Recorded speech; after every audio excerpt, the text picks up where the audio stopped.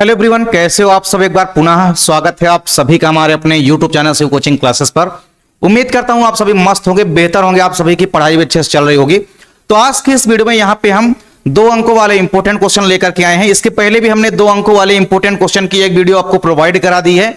अभी तक आप नहीं देखे हैं तो आप प्ले लिस्ट में जाकर के देख सकते हैं। आज की इस वीडियो में भी हम यहाँ पे 15 इंपॉर्टेंट क्वेश्चन देखने वाले हैं, जो कि आपके बोर्ड एग्जाम के लिए काफी इंपॉर्टेंट है। डेफिनेट रूप से आप 23 फरवरी को जाएंगे तो सारे के सारे अगर 2 अंकों वाले इंपॉर्टेंट क्वेश्चन को पढ़ के जाते हैं तो आपको यहीं से क्वेश्चन देखने को मिलेंगे।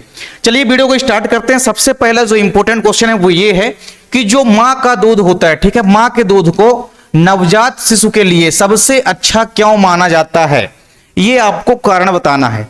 ठीक है, कि जो माँ का दूध होता है वो नवजात शिशु के लिए, जब वो शिशु पैदा होता है तो उसके कुछ दिनों तक जो माँ का दूध होता है वही उस शिशु के लिए सबसे अच्छा माना जाता है। क्यों? ठीक है, तो 2-3 चीजें आपको ध्यान में रखनी है। सबसे इंपॉर्टेंट चीज क्या है कि माँ का जो दूध कुछ समय तक के लिए निकलता है, मतलब स्टार्टिंग के कुछ दिनों में जो माँ का दूध निकलता है वो आप देखेंगे हल्का गाढ़ा होता है, हल्का पीला दिखाई देता है। ठीक है, और इसके अंदर प्रोटीन्स की व खनिज लवणों की अत्यधिक मात्रा जो है उपलब्ध होती है। ठीक है, मेन रीजन आपको तो ये पता हो गया, ठीक है, कि नवजात शिशु के लिए मां का दूध ही सर्वोत्तम या उत्तम क्यों माना जाता है। तो उसका सबसे पहला रीजन तो आपको यही लिखना है कि स्टार्टिंग के कुछ दिनों तक जो मां का दूध निकलता है वो हल्का गाढ़ा, हल्का पीला होता है, जिसके अंदर प्रोटीन्स व विटामिन जो है, खनिज लवणों की अत्यधिक मात्रा में उपलब्धता होती है, जो कि नवजात शिशु की पोषण आवश्यकता को पूरा करता है। ठीक है, जो कि नवजात शिशु की पोषण आवश्यकताओं को पूरा करने में सक्षम होते हैं। और एक चीज आपको यह याद रखनी है साथ ही साथ कि जो स्टार्टिंग में कुछ दिनों तक जो मां का दूध बाहर निकलता है उस दुग्ध को हम क्या बोलते हैं। ठीक है, तो आरंभिक कुछ दिनों तक जो निकलने वाला प्रथम दुग्ध उत्पाद होता है उसको हम क्या बोलते हैं, उसको हम बोलते हैं खीस। उसको हम खीस बोलते हैं या कोलोस्ट्रम बोलते हैं। क्या बोलते हैं? खीस या कोलोस्ट्रम बोलते हैं। ये क्वेश्चन आपके ऑब्जेक्टिव क्वेश्चन में भी पूछा गया था 2024 के अंदर।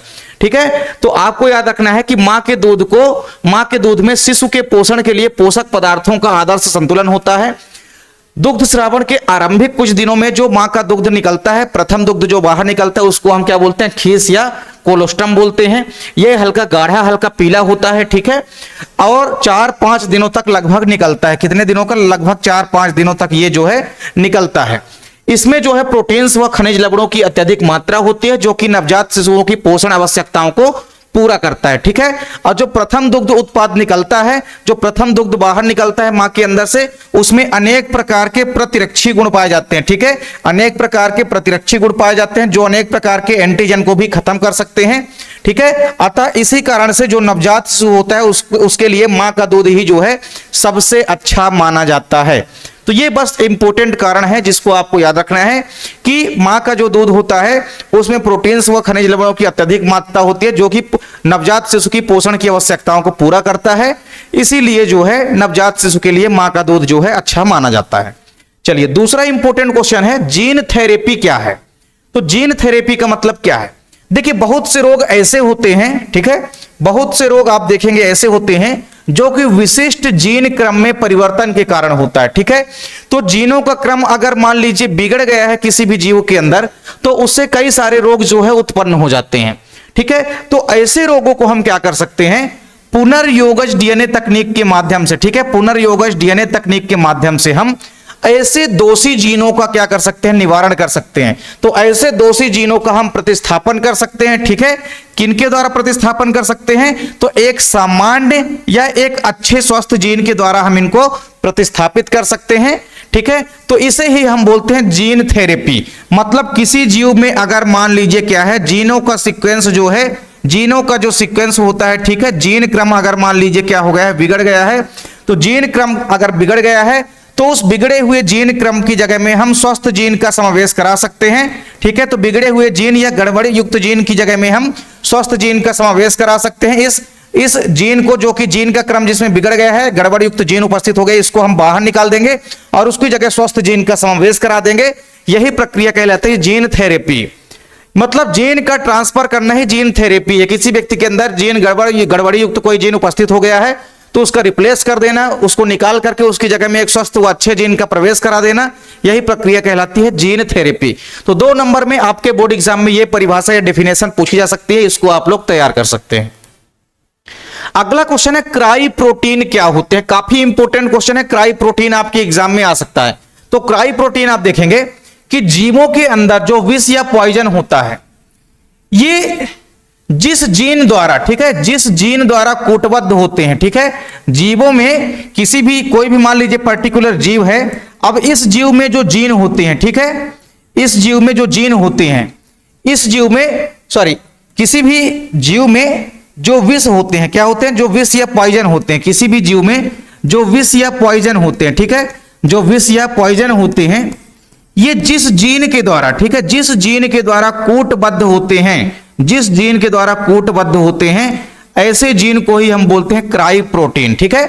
तो जीवों के अंदर, किसी भी जीव के अंदर जो विष या पॉइजन होते हैं, ये जिस जीन के द्वारा कूटबद्ध होते हैं, उस जीन को हम बोलते हैं क्राई प्रोटीन। और क्राई प्रोटीन जो होता है, ये एक प्रकार का आपको याद रखना है कि क्रिस्टलीय प्रोटीन का एक प्रकार से प्रकार होता है, यानी क्रिस्टलीय प्रोटीन का ही एक वर्ग होता है क्राई प्रोटीन। ये बात आपको अपने माइंड में बिठा लेनी है।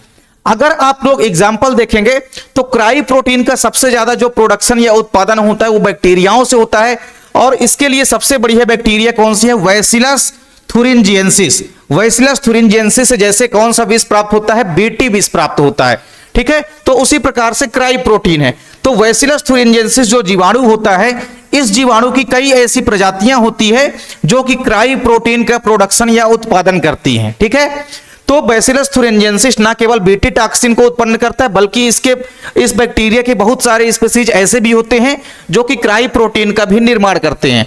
और यह प्रोटीन जो होता है फसलों के लिए एवं पादपों को कीट पीड़क नाशकों के प्रति प्रतिरोधी बना देता है, ठीक है। ऐसे जीन जो होते हैं पौधों को जो है कीटनाशी बना देते हैं, ठीक है। जैसे ही कोई कीट जो है पौधों को खाएंगे, वो कीट क्या हो जाएंगे, नष्ट हो जाएंगे। तो ऐसे विष जीन जो है अगर किसी पौधे के अंदर उपस्थित हैं, तो पौधा जो है कीटाणु रोधी या कीट प्रतिरोधी जो है बन जाता है, ठीक है। तो क्राई प्रोटीन अगर आपके बोर्ड एग्जाम में आए तो बस आपको 2 लाइन यहां पे आंसर लिखना है कि क्राई प्रोटीन जो है जीवों में जो विष होते हैं, ये जिस जीन के द्वारा कूटबद्ध होते हैं, उसे हम क्राई प्रोटीन कहते हैं। क्राई प्रोटीन क्रिस्टलीय प्रोटीन का एक वर्ग होता है। और अगर आपसे पूछे कि क्राई प्रोटीन का प्रोडक्शन कहां से होता है, तो बैसिलस थुरिंजिएंसिस नामक जीवाणु की कुछ ऐसी प्रजातियां होती है जो कि क्राई प्रोटीन्स का प्रोडक्शन या उत्पादन करती हैं, ठीक है। तो ये क्वेश्चन भी काफी इंपॉर्टेंट और काफी आसान सा क्वेश्चन है। अगला क्वेश्चन है परजीवी जीवाणु यानी कि ट्रांसजेनिक बैक्टीरिया क्या होते हैं, ठीक है। तो मान लीजिए कोई हमारे पास एक बैक्टीरिया है, क्या है, एक हमारे पास बैक्टीरिया है। अब इस बैक्टीरिया के जीनोम में, ठीक है, इस बैक्टीरिया के जीनोम में या डीएनए में एक अतिरिक्त जीन अगर मान लीजिए कोई आकर के व्यवस्थित हो जाए, ठीक है। ये जीव है, अब इस जीव के अंदर मान लीजिए डीएनए उपस्थित है। अब इस जीव के डीएनए में मान लीजिए बाहर से कोई जीन, ठीक है, बाहर से कोई जीन आकर के व्यवस्थित हो जाए, ठीक है। और जो बाहर से जीन आकर के इस जीव के अंदर, इस बैक्टीरिया के डीएनए में समावेश हुआ है जिस जीन का, वो जीन अपना लक्षण भी अगर व्यक्त करता है, तो ऐसे जीवाणु को ही हम बोलते हैं परजीवी जीवाणु। यानी एक ऐसा बैक्टीरिया जिनके डीएनए में हम क्या कर सकते हैं, एक अतिरिक्त जीन उपस्थित होता है और वो अतिरिक्त जीन जो है अपना लक्षण भी व्यक्त करता है, ठीक है। उसे ही हम परजीवी बैक्टीरिया या ट्रांसजेनिक बैक्टीरिया कहते हैं, ठीक है। परजीवी जीवाणु या परजीवी बैक्टीरिया या ट्रांसजेनिक बैक्टीरिया कहते हैं। सिंपल सी बात, एग्जाम्पल अगर आप लोग देखेंगे तो ट्रांसजेनिक बैक्टीरिया का सबसे बड़ी एग्जाम्पल क्या है, इकोलाई। जो इकोलाई हमारा बैक्टीरिया होता है, यह एक परजीवी जीवाणु का सबसे बढ़िया एग्जाम्पल है, ठीक है। इकोलाई बैक्टीरिया में हम क्या करते हैं, मधुमेह रोग के निदान के लिए, इंसुलिन हार्मोन्स की कमी से मधुमेह या डायबिटीज शुगर रोग हो जाता है, ठीक है, जिसको हम बोलते हैं मधुमेह। तो मधुमेह रोग के निदान के लिए हम क्या करते हैं, इंसुलिन का प्रोडक्शन या उत्पादन करते हैं, ठीक है। तो इंसुलिन का प्रोडक्शन भी हमने किया था डीएनए पुनर्योगज तकनीक के माध्यम से, ठीक है। तो डीएनए पुनर्योगज तकनीक के माध्यम से हम किसी इकोलाई बैक्टीरिया के अंदर जो है अत्यधिक मात्रा में इंसुलिन का प्रोडक्शन या उत्पादन कर सकते हैं, जो कि मधुमेह रोग के निदान के लिए उपयोगी होता है। तो इकोलाई बैक्टीरिया जो है ये एक प्रकार की ट्रांसजेनिक बैक्टीरिया ही है, क्योंकि इकोलाई बैक्टीरिया के अंदर हम एक ऐसे जीन का प्रवेश करा देते हैं जो जीन आने के बाद अपना लक्षण जो है व्यक्त करता है, ठीक है, तो दोनों चीजें आपको समझ में आ गई होगी। जो इंसुलिन अणु होता है, आपको यह भी याद रखना है, एग्जाम में आपके पूछा जाता है कि इंसुलिन अणु में कितनी पॉलीपेप्टाइड श्रृंखलाएं होती है, तो 2 पॉलीपेप्टाइड श्रृंखलाओं से मिलकर के इंसुलिन अणु जो है बना होता है। और इंसुलिन अणु की जो दोनों श्रृंखलाएं होती है, श्रृंखला ए और श्रृंखला बी, ये दोनों श्रृंखलाएं जो है आपस में डाइसल्फाइड बंध के द्वारा जुड़ी होती है। ठीक है, डाइसल्फाइड बंध आपको याद रखना है। इंसुलिन अणु की दोनों पॉलीपेप्टाइड श्रृंखलाएं जो होती है वो डाइसल्फाइड बंध के द्वारा जुड़ी होती हैं। यहां से क्वेश्चन आपके एग्जाम में पूछा गया है, तो इसको भी आपको नोट कर लेना है। तो परजीवी जीवाणु या ट्रांसजीनिक बैक्टीरिया क्या होते हैं, यह भी आपको समझ में आ गया होगा। चलिए अब आप बात करते हैं अगले क्वेश्चन की। ट्रांसजेनिक जो फसलें होती है उनसे क्या क्या हानियां हो सकती है। ठीक है, तो ट्रांसजेनिक फसलें क्या होती है, मान लीजिए कोई फसल है, उस फसल के अंदर हम किसी बाहरी जीन को या बाहरी डीएनए को ला करके समावेश करा दिए हैं। ठीक है, जिस कारण से वो फसल क्या कहला गई, ट्रांसजेनिक फसल कहला गई। क्यों? क्योंकि उसके अंदर की जो अनुवांशिक संरचना है, अनुवांशिक गुणों में क्या हो गई, परिवर्तन हो गया, अनुवांशिक रूप से संरचना जो है परिवर्तित हो गई उस फसल की, इसलिए उसे हम बोलेंगे अनुवांशिक रूप से रूपांतरित फसल या ट्रांसजेनिक फसल। ठीक है, तो ट्रांसजेनिक फसलों से हानियां आपको देखना है, तो इससे हानि 2-3 हानियां भी होती है। देखिए, इस प्रकार की कुछ फसलें जो होती है उनमें बीज उत्पन्न करने की शक्ति जो है नहीं होती है। इसका परिणाम क्या होता है कि जो किसान होते हैं, किसानों को प्रत्येक वर्ष जो है नए बीज खरीदने पड़ते हैं। तो भैया ये तो हानि ही है ना किसानों के लिए। अगर उनको बेचारों को हर वर्ष अगर मान लीजिए बीज खरीदने पड़ रहे हैं तो इससे उनको ज्यादा मात्रा में नुकसान होगा। तो एक नुकसान तो ये है कि कुछ ट्रांसजेनिक फसलें ऐसी होती है जिनमें ज्यादा मात्रा में बीज उत्पन्न करने की क्षमता नहीं होती है, जिस कारण से किसानों को हर वर्ष जो है नए बीज खरीदने पड़ते हैं। दूसरा चीज क्या है कि जो छोटे किसान होते हैं, छोटे किसान प्रत्येक वर्ष इन फसलों को नहीं उगा सकते हैं। क्यों नहीं उगा सकते हैं? तो यह फसलें जो होती है बहुत महंगी होती है। तो ट्रांसजेनिक फसलें महंगी भी होती है, इसीलिए ट्रांसजेनिक फसलों को उगाना इतना आसान नहीं है। सभी छोटे किसान जो है इस ट्रांसजेनिक फसल को नहीं उगा सकते हैं, क्योंकि ये फसल जो है महंगी आती है। तो बात क्लियर हो गई। दूसरी जो इंपॉर्टेंट हानि है वो भी आपको समझ में आ गई। और तीसरी सबसे बड़ी जो हानि वो ये है कि ट्रांसजेनिक फसलों का अगर सेवन करते हैं तो इससे एलर्जी होने की संभावना भी बढ़ जाती है। इसीलिए ट्रांसजेनिक फसलों से कहा गया है कि कुछ हानियां भी होती है जिनको भी आपको तैयार करके चलना है। हो सकता है आपके बोर्ड एग्जाम में पूछ लिया जाए। ठीक है, तो आपको ट्रांसजेनिक फसलों से 2-3 इंपॉर्टेंट हानियां हैं जिनको कि आपको तैयार कर लेना है। काफी आसान सी हानियां हैं जिनमें कुछ ज्यादा दिमाग लगाने की आवश्यकता नहीं है। ठीक है, तो इनको आप लोग आसानी से तैयार कर सकते हैं। अब बात करते हैं ट्रांसजेनिक फसलों के लाभ। कौन कौन से लाभ होते हैं ट्रांसजेनिक फसलों के? पहला लाभ तो यह है कि इस प्रकार की फसलें जो होती है वो कटाई के पश्चात होने वाले नुकसान को कम करते हैं। नुकसान कम करते हैं इसका मतलब यह है कि इनके जो बीज होते हैं, जो बाली होती है, ये मजबूती के साथ लगी रहती है, इसलिए ज्यादा मात्रा में इनका नुकसान नहीं होता है। दूसरा फायदा यह है कि इस प्रकार की फसलें जो होती है ये रासायनिक पीड़कनाशकों पर कम निर्भर करती है। ठीक है, तो ये रासायनिक पीड़कनाशकों पर कम निर्भर करती है। ठीक है, तो ये फसलें जो होती है किसी प्रकार से पीड़कनाशकों के ऊपर निर्भर नहीं रहती है। ये नहीं है कि इनके लिए अलग से हमको केमिकल छिड़कना पड़ेगा, अलग से पीड़कनाशी का छिड़काव करना पड़ेगा, ये सब करने की जरूरत नहीं होती है अधिकतर ट्रांसजेनिक फसलों के अंदर। तो ये एक प्रकार से लाभ ही होता है। आमतौर पर आप अपने ग्रामीण क्षेत्रों में भी देखते हैं कि हम आए दिन जो है उसमें केमिकलों का छिड़काव करते रहते हैं। ठीक है, रासायनिक कीटनाशकों का छिड़काव करते रहते हैं जिससे कि फसल पर कीड़े ना लगें या कि कीड़े जो है फसल को बर्बाद ना कर दें। ठीक है, लेकिन ट्रांसजेनिक फसल में रासायनिक पीड़कनाशकों पर कम निर्भर रहना पड़ता है। तीसरी इंपॉर्टेंट चीज क्या है कि इन फसलों में जो पूर्व से उपस्थित जीन है, यानी पहले से उपस्थित जो जीन है इन फसलों के अंदर, उनकी अभिव्यक्ति को भी रोकने में सहायता मिलती है। अगर कोई पहले से इनके अंदर खतरनाक जीन है तो उनकी अभिव्यक्ति क्या किस प्रकार से हो रही है, उनकी अभिव्यक्ति को भी रोका जा सकता है। और चौथा यह है कि अनुवांशिक रूप से जो भी रूपांतरित पौधे होते हैं उनमें हम वांछित फिनोटाइप लक्षण जो है उत्पन्न कर सकते हैं। वांछित फिनोटाइप लक्षण उत्पन्न कर सकते हैं, इसका मतलब यह है कि हम जो है अच्छे गुणों वाले पौधों को उत्पन्न कर सकते हैं। जैसे बहुत सारे ट्रांसजेनिक फसलों के एग्जाम्पल हैं, जैसे आप लोग देखे थे क्या बीटी कॉटन हो गई थी, इसके अलावा आप लोगों ने देखा था फ्लावर सार टमाटर की एक ट्रांसजेनिक किस्म थी। ये ट्रांसजेनिक किस्म टमाटर की ऐसी होती है जो लंबे समय तक सड़ती नहीं है। ठीक है, इसके अलावा आप लोग गोल्डन राइस देखें, गोल्डन राइस तो सबसे बड़ी एग्जाम्पल है। गोल्डन राइस मतलब सुनहरी चावल जो है, ठीक है, गोल्डन राइस, सुनहरी चावल जो है गोल्डन राइस के अंदर विटामिन ए की मात्रा भरपूर होती है, ठीक है।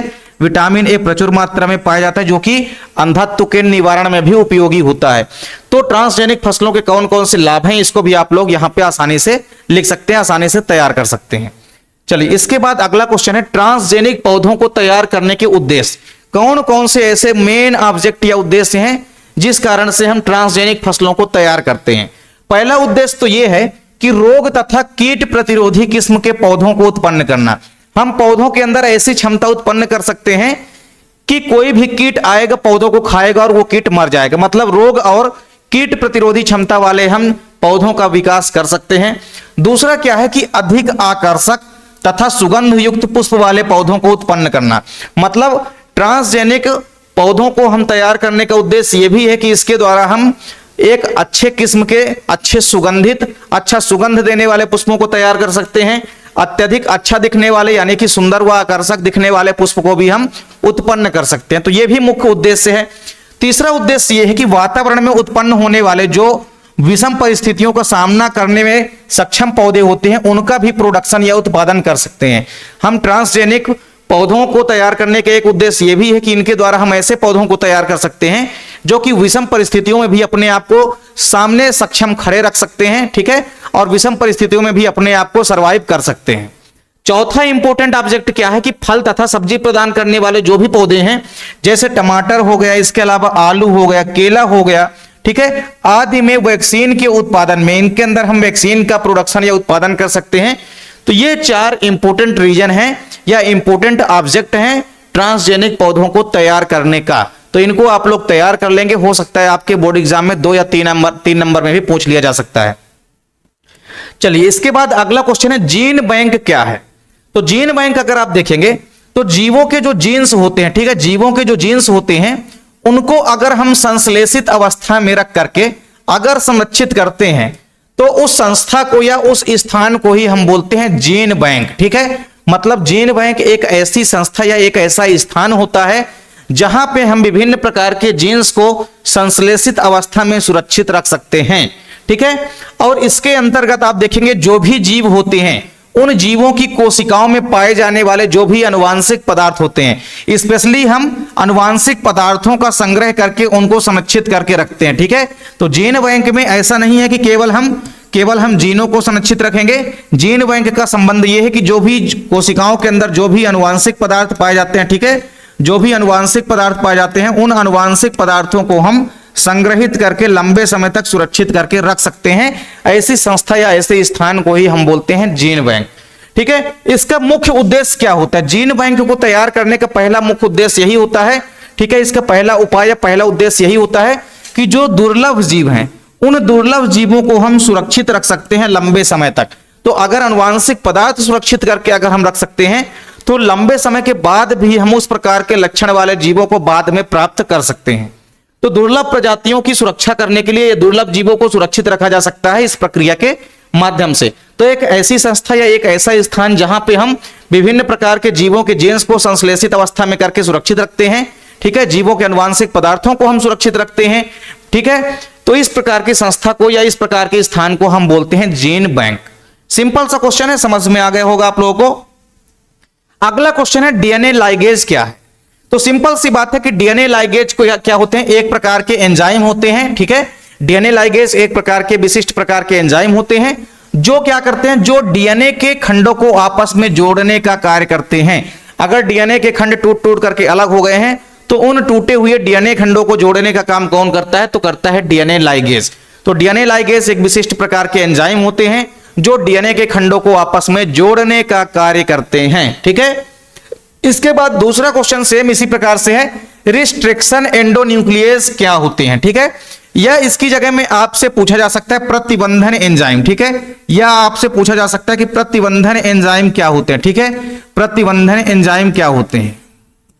तो अगर आपसे पूछे कि प्रतिबंधन एंजाइम क्या होते हैं या रिस्ट्रिक्शन एंडोन्यूक्लियस एंजाइम क्या होते हैं, तो रिस्ट्रिक्शन एंडोन्यूक्लियस जो होते हैं ये एक विशिष्ट प्रकार के एंजाइम होते हैं जो कि बैक्टीरिया द्वारा उत्पादित होते हैं, ठीक है। रिस्ट्रिक्शन एंडोन्यूक्लियस जो एंजाइम होते हैं ये बैक्टीरिया के द्वारा उत्पन्न होते हैं, इनका प्रोडक्शन या उत्पादन बैक्टीरिया के थ्रू होता है और डीएनए में एक विशिष्ट अनुक्रम को पहचान करके उसको बीच बीच से काटते हैं, ठीक है। इन्हें हम आणविक कैंची भी कहते हैं। जो हमारा रिस्ट्रिक्शन एंडोन्यूक्लियेज एंजाइम है, इसको हम मॉलिक्यूलर सीजर, ठीक है, मॉलिक्यूलर सीजर यानी कि आणविक कैंची भी कहते हैं, ठीक है। आणविक कैंची क्यों कहते हैं?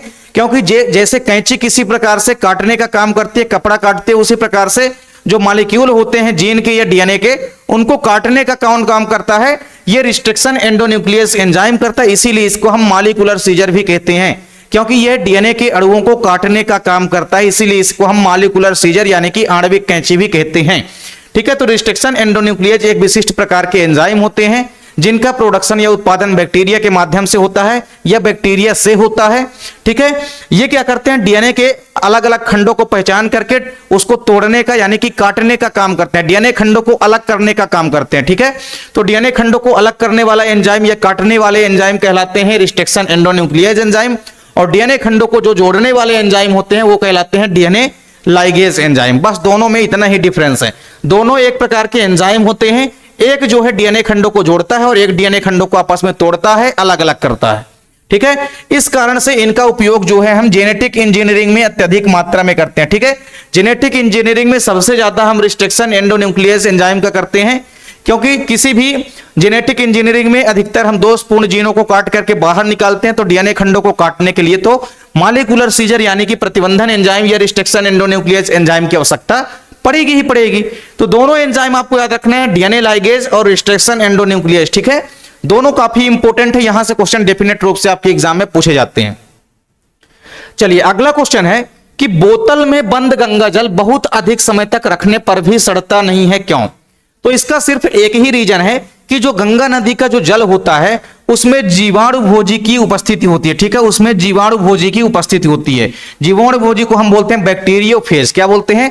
बैक्टीरियोफेज। तो गंगा नदी के जल में क्या होता है? बैक्टीरियोफेज यानी कि जीवाणु भोजी की उपस्थिति होती है, जिस कारण से अगर आप गंगा नदी के जल को किसी बंद बोतल में भर करके रख देंगे तब भी कई वर्षों तक गंगा नदी का पानी सड़ता नहीं है। उसका कारण है जीवाणु भोजी की उपस्थिति। और ये जो जीवाणु भोजी होता है ये क्या होता है? जीवाणु भोजी जो है एक प्रकार के वायरस होते हैं, ठीक है। ऐसे वायरस जो कि जीवाणुओं पर आक्रमण करते हैं, ठीक है, जो कि जीवाणुओं पर आक्रमण करते हैं यानी कि जीवाणुओं पर संक्रमण करते हैं, ठीक है। तो जीवाणुओं पर आक्रमण करने वाले या जीवाणुओं पर संक्रमण करने वाले जो भी बैक्टीरिया जो भी वायरस होते हैं उनको हम बोलते हैं क्या? उनको बोलते हैं हम जीवाणु भोजी यानी कि बैक्टीरियोफेज। तो जीवाणुओं पर आक्रमण करने वाले जो वायरस होते हैं उनको हम बोलते हैं जीवाणु भोजी। तो जीवाणु भोजी की उपस्थिति होती है गंगा नदी के जल में, जिस कारण से इनका पानी जो है वर्षों तक नहीं सड़ता है अगर हम बंद बोतल में भर करके रखेंगे फिर भी, ठीक है। तो छोटा सा क्वेश्चन है आपके लिए, इंपॉर्टेंट है, बोर्ड एग्जाम में पूछा जा सकता है, ठीक है। ऐसे क्वेश्चन ही बोर्ड एग्जाम में आते हैं। कुछ क्वेश्चन ही आपके बोर्ड एग्जाम में कठिन आएंगे, बाकी आप देखेंगे बहुत ही सरल क्वेश्चन आपके बोर्ड एग्जाम में पूछे जाते हैं। 2 से 3 क्वेश्चनों को आपको ऐड कर देगा तो आप लोग उसमें भ्रमित हो जाएंगे कि भैया कहां से क्वेश्चन आ गया, और क्वेश्चन वही आएगा जो हमने आपको पढ़ाया है। कुछ क्वेश्चन होते हैं 1-2 ऐसे जो कि आ जाते हैं कभी कभी ऐसे जो हमने नहीं पढ़ाया है, लेकिन अधिकतर क्वेश्चन आपको वही देखने को मिलेगा जो हमने यहाँ पे कवर कराया है आपको।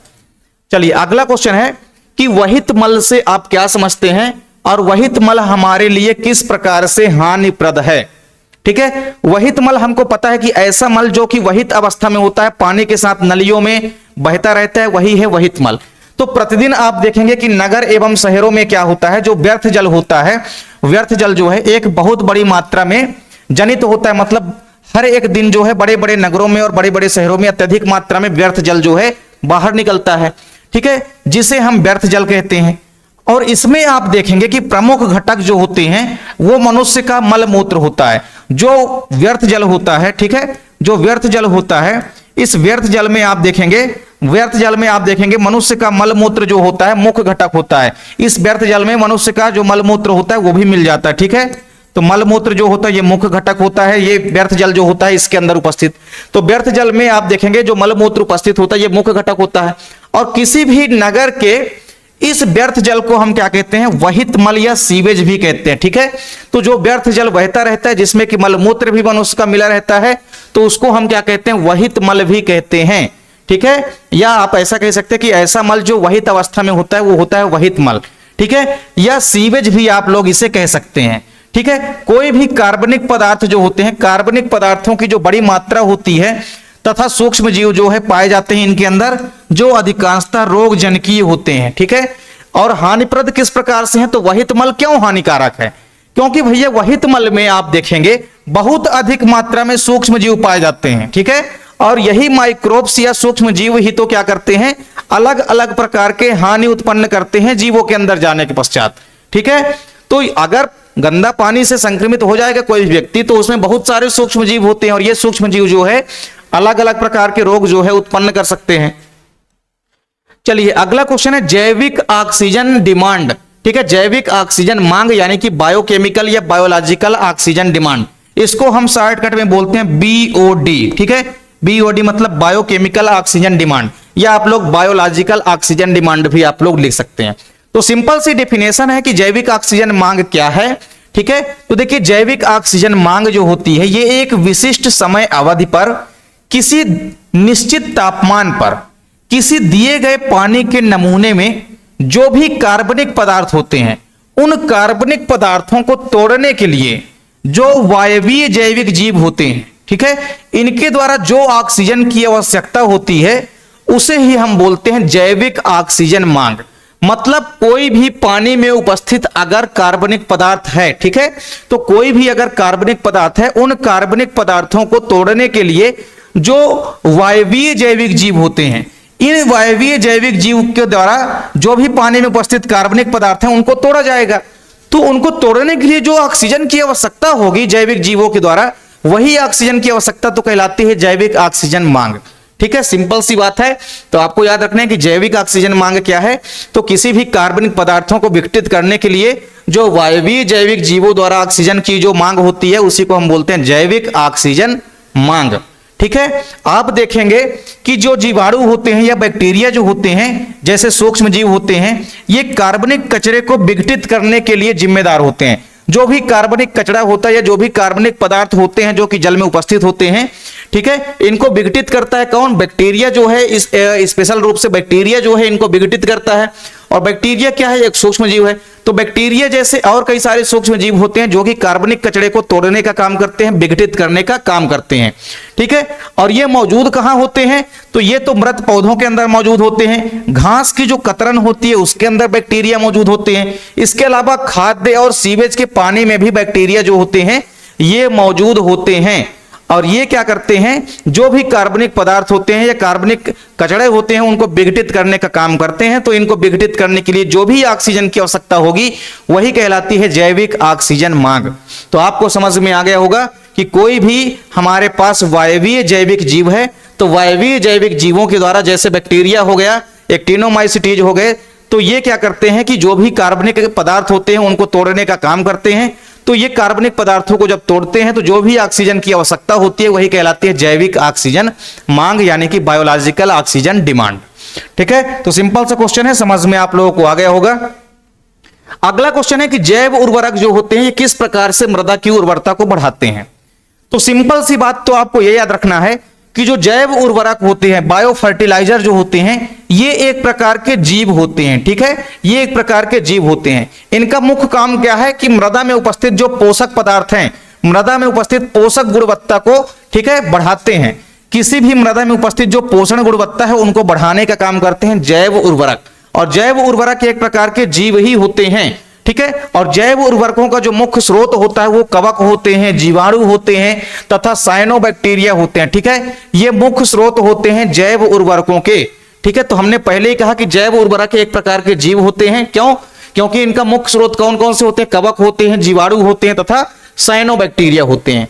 ये क्या करते हैं, यह जीवाणु जो होते हैं वायुमंडलीय नाइट्रोजन को क्या करते हैं, स्थिरीकृत कर देते हैं। क्या कर देते हैं, वायुमंडल की नाइट्रोजन को स्थिरीकृत कर देते हैं और उनको कार्बनिक रूप में परिवर्तित कर देते हैं। किसके रूप में परिवर्तित कर देते हैं, कार्बनिक रूप में परिवर्तित कर देते हैं।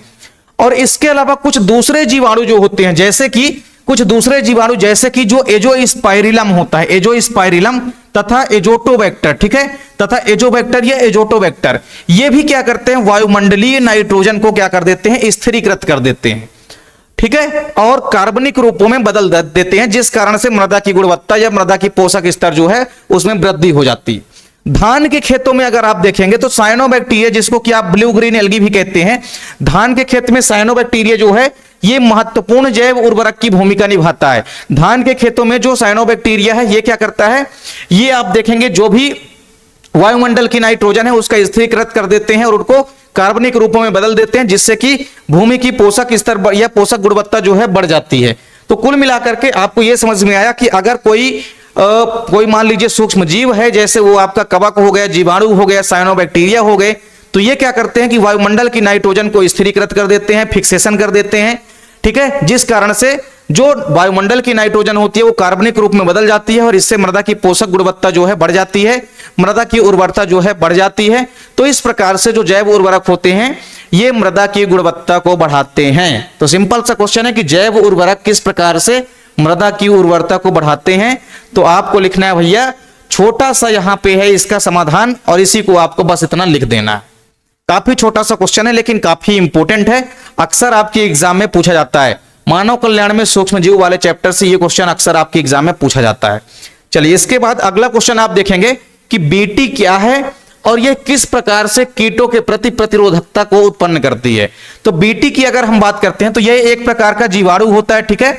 तो एक प्रकार का जीवाणु है जिसका नाम है बैसिलस थुरिंजेंसिस, ठीक है। तो बैसिलस थुरिंजेंसिस जीवाणु से उत्पन्न विष होता है, ठीक है। यानी सिंपल शब्दों में अगर आप कहें तो बीटी क्या है, तो बीटी एक प्रकार का विष है, यानी कि एक प्रकार का जहर है या पॉइजन है, ठीक है, जो कि किसके अंदर उपस्थित होता है या किससे बनता है।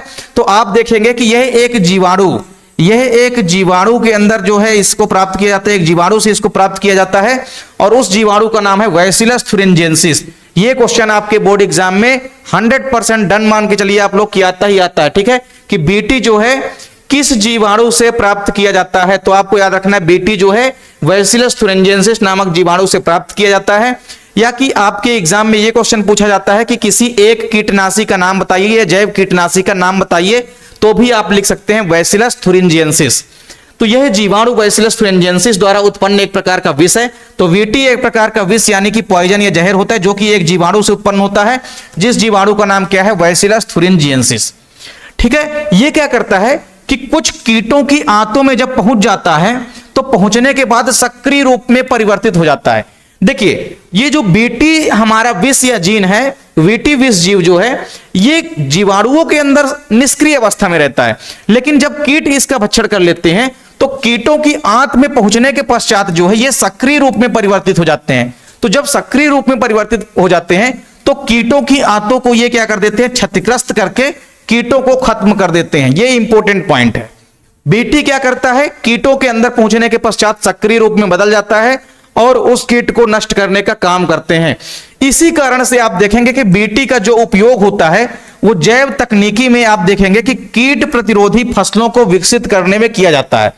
और बीटी जीन के द्वारा, बीटी विष के द्वारा आप देखेंगे कि कपास की एक ट्रांसजेनिक किस्म जो है तैयार की गई है, ठीक है। कपास की एक ट्रांसजेनिक किस्म तैयार की गई है जिसको हम बोलते हैं बीटी कपास। क्या बोलते हैं, कपास की एक ट्रांसजेनिक किस्म तैयार की गई है जिसको हम बोलते हैं बीटी कॉटन या बीटी कपास, ठीक है।